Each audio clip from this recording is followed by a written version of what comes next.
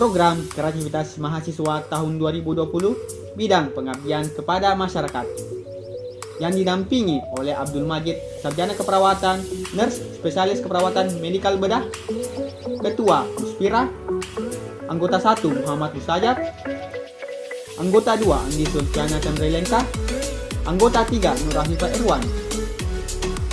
Dengan bangga kami mempersembahkan judul program kami yakni Storytelling dan Kerja Braille, Edukasi Perilaku Hidup Bersih dan Sehat pada Anak Tunanetra di SLB Ayapti Makassar. Salah satu kebutuhan utama untuk anak-anak ialah tumbuh dan berkembang.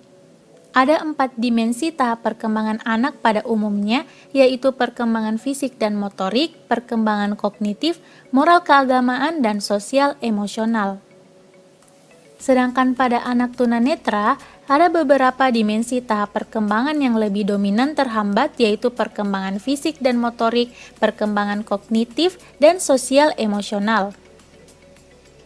Dampak terhadap hambatan tersebut adalah kesulitan melakukan mobilitas dan orientasi pada aktivitas sehari-hari yang akan berdampak pada kesehatannya. Salah satu upaya dalam peningkatan kesehatan ialah perilaku hidup bersih dan sehat.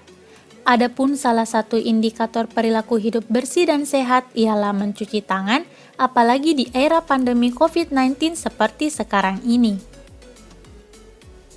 Sejalan dengan penelitian yang dilakukan oleh Dewi dan Nurwanti pada tahun 2017 tentang pengaruh pembinaan terhadap pengetahuan dan praktik cuci tangan menggunakan sabun pada siswa tunanetra SLB Sekota Tasikmalaya tahun 2017, menunjukkan bahwa 75% anak tunanetra di SLB Sekota Tasikmalaya kurang mengetahui cara mencuci tangan yang baik dan benar. Berdasarkan observasi tim kami sebelum adanya pandemi COVID-19, menunjukkan bahwa siswa-siswi tunanetra di SLB Ayapti Makassar belum mengetahui cara mencuci tangan yang baik dan benar, serta SLB tersebut tidak memiliki alat peraga terkait cara mencuci tangan yang baik dan benar. Sehingga siswa-siswi tunanetra perlu diberikan pendidikan kesehatan secara komprehensif dengan metode yang tepat. Berikut metode storytelling yang kami gunakan.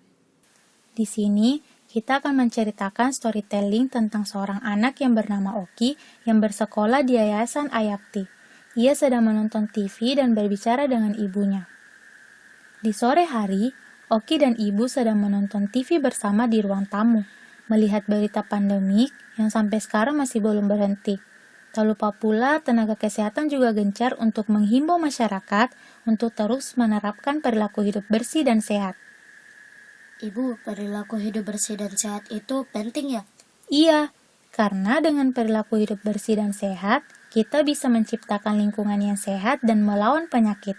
Contoh hidup bersih dan sehat itu, Oki harus rajin cuci tangan dengan baik. Cara cuci tangan yang baik itu bagaimana, Bu? Cuci tangan yang baik itu ada 6 langkah serunya loh. Jadi ada 6 langkah ya, Bu? Iya, tapi sebelum cuci tangan, Oki harus basahi tangannya Oki dengan air bersih dan mengalir. Kemudian berikan sabun secukupnya. Setelah itu, Oki harus apa, Bu? Nah, kita pakai 6 langkah serunya untuk cuci tangan. Yang pertama, gosokkan kedua telapak tangan. Kedua, taruh telapak tangan di atas punggung tangan kiri dengan jari saling terikat. Lakukan sebaliknya. Ketiga, gosokkan kedua tangan dengan jari saling terkait. Keempat, kedua tangan saling berhadapan, kemudian jari saling mengunci. Lalu kelima, gosok jempol kiri memutar sambil digenggam telapak tangan kanan dan sebaliknya. Terus yang keenam, jari tangan menguncup pada telapak kiri. Gosok memutar ke belakang dan ke depan. Lakukan juga sebaliknya. Setelah itu, Oki bilas tangan di bawah air yang mengalir. Selesai, Oki udah pintar cuci tangan dengan baik. Iya, Bu. Ini cuci tangannya harus beberapa lama ya, Bu? Cuci tangannya selama 60 detik supaya kuman-kuman yang ada di tangan Oki hilang semua. Dan juga, agar Oki tidak diikuti terus oleh kuman, Oki harus ingat untuk selalu cuci tangan sesudah bermain, sesudah dari kamar mandi, dan yang paling penting sebelum dan sesudah makan. Baik Bu, tapi kalau misalnya di sekitar Oki tidak ketemu air, bagaimana Bu? Selain air, Oki juga bisa pakai hand sanitizer.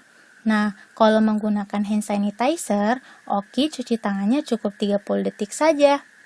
Ternyata cuci tangan itu gampang dan menyenangkan juga ya Bu. Terima kasih Bu. Kalau menurut saya pribadi, MP3 itu sangat bermanfaat karena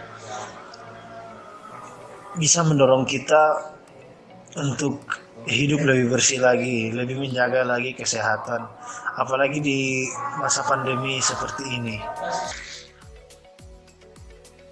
Selanjutnya yaitu keunggulan dari media storytelling dan flip chart braille yang kami buat, yaitu dapat memberikan metode pembelajaran yang menarik dan disesuaikan dengan usia anak dalam pemberian pengetahuan, khususnya cara cuci tangan yang baik dan benar.